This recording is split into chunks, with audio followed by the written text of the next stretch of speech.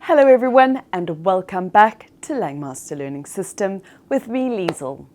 Today we will practice your listening skills with some meaningful stories. Get ready and focus on my voice.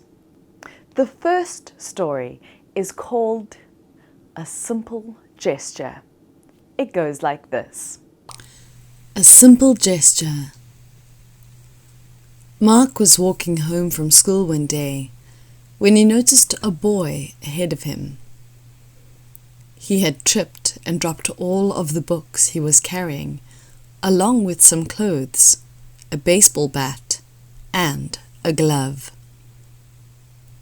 Mark knelt down and helped the boy pick up the things.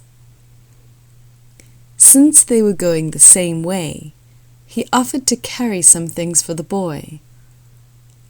As they walked, Mark discovered the boy's name was Bill. He loved video games, baseball, and history. But he was having trouble with some of his subjects, and that he had just broken up with his girlfriend. They arrived at Bill's home first. Mark was invited in for a Coke and to watch some television. The afternoon passed pleasantly, with some laughs and talking. Then Mark went home afterwards. They continued to see each other around school, had lunch together once or twice, then both graduated from junior school. 3 days before graduation, Bill asked Mark if they could talk.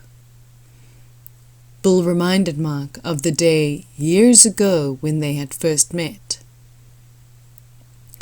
"Did you ever wonder why I was carrying so many things home that day?" asked Bill. "You see, I took away all my things from school. I had stored away some of my mother's sleeping pills. I was going to kill myself," Bill shivered.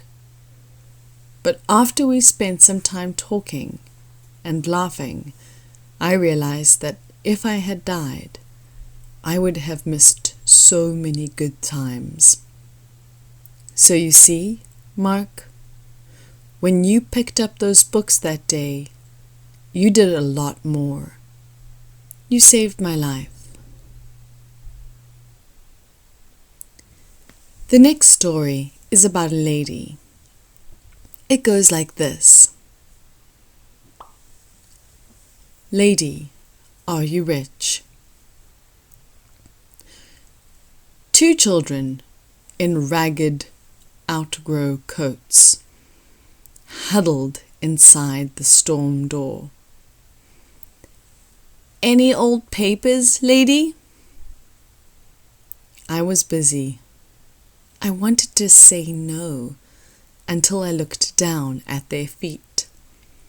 Thin little sandals, sopped with sleet.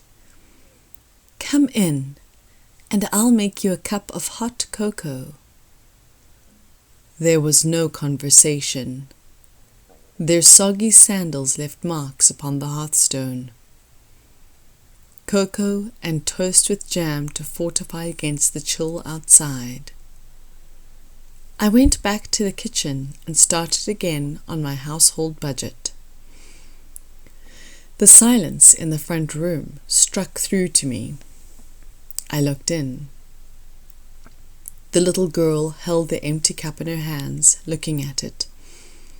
The boy asked in a faint voice, "Lady, are you rich?" "Am I rich?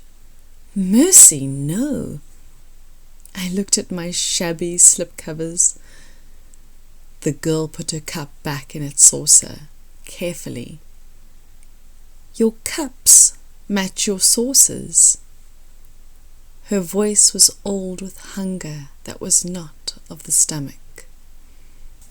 They left then, holding their bundles of papers against the wind. They hadn't said thank you. They didn't need to. They had done more than that. Plain blue pottery cups and saucers, but they matched. I tasted the potatoes and stirred the gravy. Potatoes and brown gravy. A roof over our heads. My man with a good steady job. These things matched too. I moved the chairs back from the fire and tidied the living room. The muddy prints of small sandals were still wet upon my hearth. I let them be. I want them there in case I ever forget again how very rich I am. I suddenly recall a saying, if you look at what you have in life, you'll always have more. If you look at what you don't have in life, you'll never have enough. The end. That's all for today. I hope you had a wonderful time with these meaningful stories. Tell me what you think of them and whether you like them or not. Once again, thank you so much for watching and have a wonderful day. This is Langmaster Learning System.